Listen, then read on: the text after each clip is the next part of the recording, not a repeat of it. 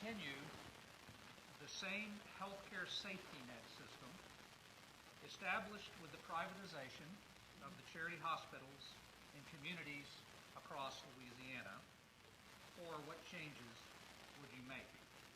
Mr. Edwards, you begin. I think the cost to change the system would be prohibitively expensive, but clearly we cannot maintain the status quo.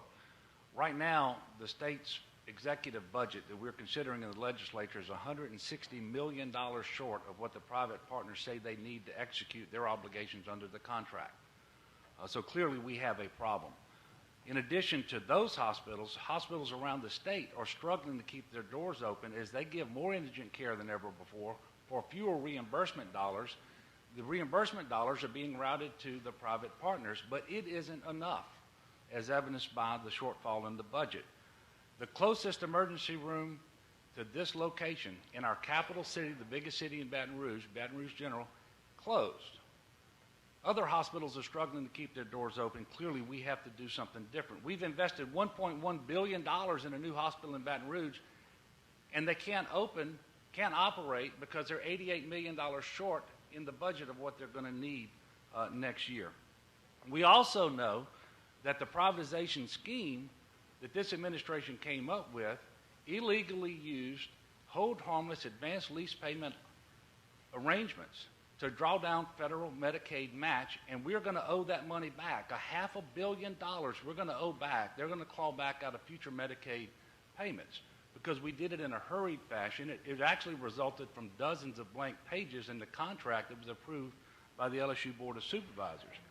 We've got to do better than that in the state of Louisiana. What we have to do, and in fact all of the business models for our hospitals now require that we expand the Medicaid program. That's $16 billion over 10 years. Those are our federal tax dollars we ought to take back to take care of our uninsured in our hospitals as opposed to sending it to other states so they can do the same for their people with our dollars. We certainly should do better than that. We can deliver a lot of health care and shore up a lot of hospitals if we will just take our dollars back here in Louisiana. Okay, thank you. And let's hear from Mr. Vitter. In Louisiana, we have long had a clear safety net system that guarantees care for those at 200% of poverty or lower. It was the old charity system, and now it's being transformed through public-private partnerships. Number one, we need to continue to guarantee that safety net. I would absolutely do that. Number two, I think the public-private partnerships in general are a necessary and positive reform. They have yielded better care and they've yielded cost savings as we give greater access to those who need that care.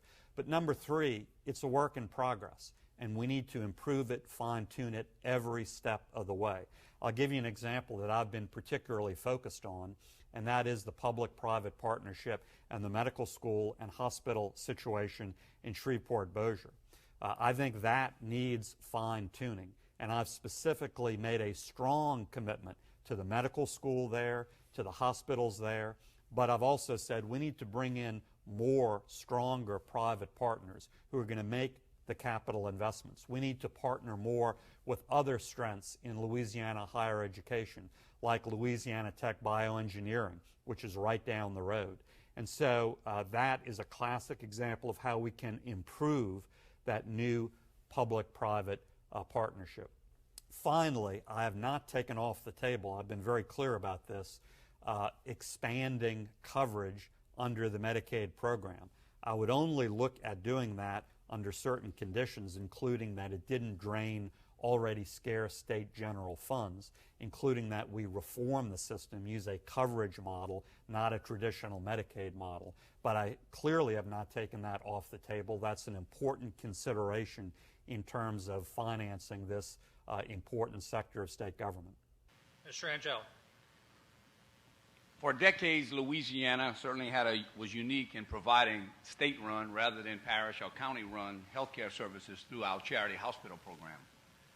In 2012, following the federal government's decision to reduce FMAP funding, devastating budget cuts to the state system were on the horizon, and if gone unchecked, would have resulted in an absolute unacceptable level of healthcare services. In an historic move, Louisiana merged its charity hospitals with private community hospitals, which monetized an asset and generated scarce general fund dollars. These partnerships, by all accounts, have restored in many cases and exceeded the level of services formerly provided by the state cash-strapped system, and at the same time preserve graduate medical education for future generations. Certainly the landscape of healthcare is changing, and it always changes, and in terms of the public-private partnerships, we have an absolute duty to look at what is working and what is not, and what changes we need to make for the patients, for our partners, and the other community providers. But we cannot let perfection be the enemy of the good. The price of doing the same old thing the same old way is a lot higher than the price of change. First, we need to make sure we are appropriately balancing the funding for services to these vulnerable patients, as well as graduate medical education, with a fiscal plan that reimburses our state partners and our non-partner hospitals in an equitable manner. And second, we must be open to serious conversation about coverage expansion in this state. While we should not expand our broken Medicaid system, I am ready to have a discussion about expanding coverage through a conservative market-based solution similar to what Arkansas has done. The federal government, we need to understand, part of the ACA Act, there is a small fine print that begins to ratchet down the reimbursements for uncompensated care. Without some reaction by the state, our providers will see disastrous hits due to this decrease in uncompensated care. We can focus on a solution that requires the insurers to have skin in the game through deductibles, perhaps a work requirement. We have to make sure we're not simply growing an entitlement program that we can't afford. And finally, I would say that when it comes to this, life should always be better for those who work than those who can but choose not to. And our public-private partnerships were the way to go to continue providing accessible care to non- and underinsured patients. All right, Mr. Darden. The new model is long overdue, and generally Bayou Health is working, but we need to focus on outcomes. We need to make certain that those who are participating in this public-private partnership are accountable for outcomes with the individuals who are relying upon this system. We're too far down the road to now say we're going to stop and redo this whole thing. Louisiana is going to pay for uninsureds no matter what. When people show up without insurance, they're going to be treated at a hospital, particularly at an emergency room under federal law. And we've got to continue to address how this system is working and who it is compensating. There is no question that under the present, in my view, under the present rules of the Affordable Care Act, we ought not take the money. But we do have an opportunity to craft a waiver, and a number of states have done so. Indiana, in particular, most recently has looked at a way to do this that I think would be consistent with some of the things we need to look at. Louisiana has a number of uninsured. It has a high indigent population. Our system was different than other places. But obviously the present governor refused to even look at this, so there's never been a legitimate, open discussion about whether or not we should craft a waiver and take this money. It's the first thing we need to do. I want people inside the system and the healthcare experts outside the system to sit down and craft a plan that can work, that gives Louisiana an escape if the federal dollars do not continue to come, and allows us to provide a mechanism to expand these roles. When we do that, we have an opportunity potentially to cover prisoners who are now not fully compensated under Medicaid. We have an opportunity to not only expand the roles, but look to pay doctors more than they are getting right now, so more doctors will be interested in treating Medicaid-eligible patients. Right now, doctors have no incentive because they're barely getting costs back.